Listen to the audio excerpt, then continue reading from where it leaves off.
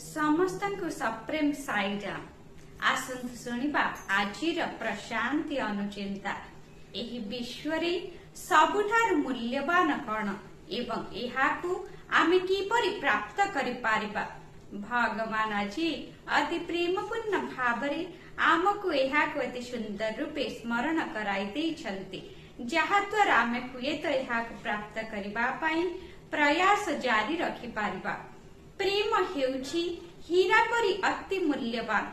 एहा जणे स्वार्थपर व्यक्ति पाखरे मुहूर्तटीए पाई मध्य रही पारे नाही। जणे अहंकारी व्यक्ति पाखरे तो एहा मुहूर्तर अधा समय मध्य रही पारे नाही।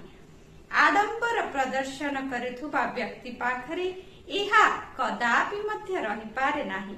स्वार्थपर और वृथा आडंबर प्रदर्शन करुथुबा व्यक्ति पाई प्रेम एक अजणा अचिन्हा सदृश होइथाय।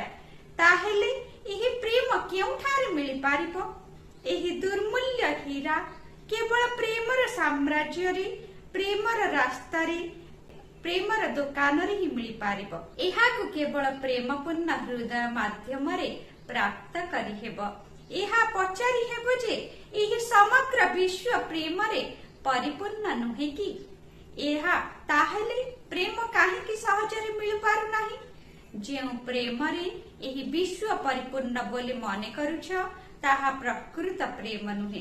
प्रेम कदापि शरीर, इंद्रिय, मन और बुद्धि सहित संपृक्त नुहे।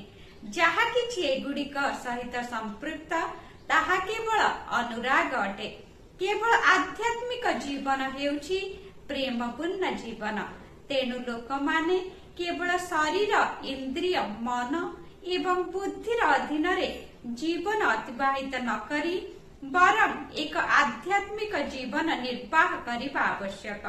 उक्त दिव्य संभाषणटी भगवान अगस्ट 21 तारिख 1992 मसीहारे समस्तଙ୍କୁ सूचाई देइथिले। कहिबार तात्पर्य जेतेबेले तुमे अनुभव करिबो जे सेही समान आत्मा तुम भितरे, मो भितरे एवं समस्तଙ୍କ भितरे विद्यमान, सेतेबेले ही तुमे प्रकृत प्रेम को अनुभव करि पारिबो। जय साईराम।